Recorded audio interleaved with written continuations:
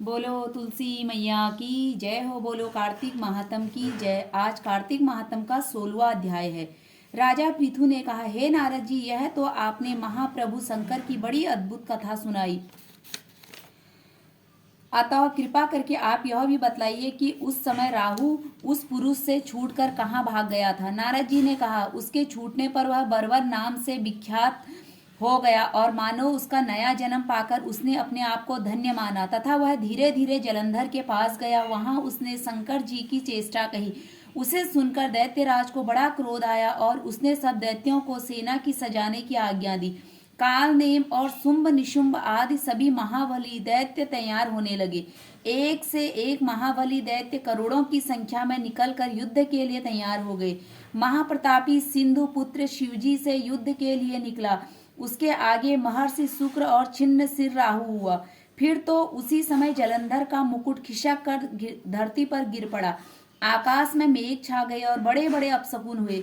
उधर इंद्र आदि सब देवताओं ने एकत्र होकर कैलाश पर जाकर शिवजी से सब वृतांत कहा और यह भी कहा कि आपने जलंधर से युद्ध करने के लिए जो भगवान विष्णु को भेजा था वह उससे यशस्वी हो गए तथा लक्ष्मी सहित जलंधर के अधीन होकर उसके घर में निवास करते हैं।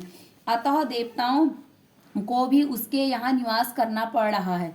अब वह सागर पुत्र आपके युद्ध करने आ रहा है, अतः आप उसे मारकर हमारी रक्षा करो। देवताओं से यह सब कुछ सुनकर शंकर जी ने भगवान विष्णु से पूछा, हे ऋषिकेश, युद्ध में आपने जलंधर का संहार क्यों नहीं किया और वैकुंठ को छोड़कर आप उसके घर कैसे चले गए।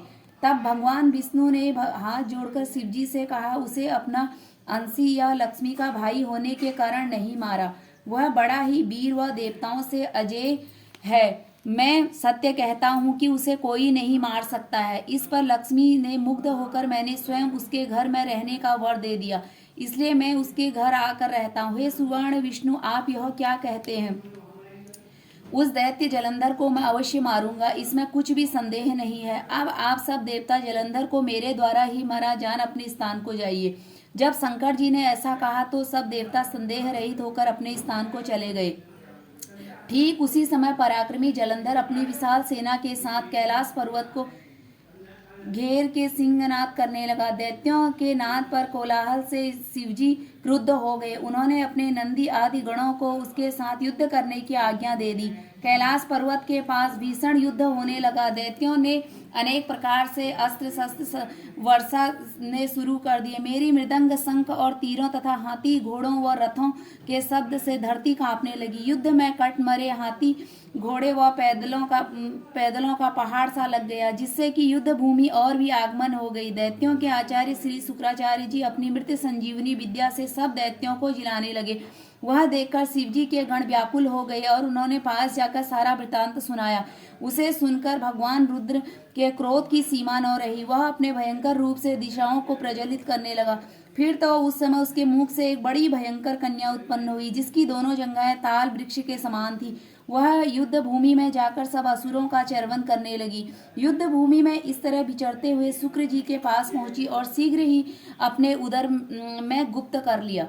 फिर स्वयं भी अंतर्ध्यान हो गई। शुक्र के गुप्त हो जाने से दैत्यों का मुख मलिन पड़ गया और वह युद्ध छोड़कर भाग गए। इस पर अनेक शुंभ निशुंभ और कालनेमी आदि सेनापतियों ने अपने भागते हुए वीरों को रोककर शिव गणों पर बड़ा कठिन प्रहार किया। और ऐसा ही शिवजी के नंदी आदि वीर गणों ने भी, जिसमें गणेश और स्वामी कार्तिक भी थे, अपने गणों को रोककर दैत्यों से भीषण युद्ध किया। तो आज की कथा यहीं पर पूर्ण हुई। बोलो विष्णु भगवान की जय हो। बोलो कार्तिक महात्म की जय हो। बोलो शंकर भगवान की जय हो। जय जय माँ तुलसी मैया की।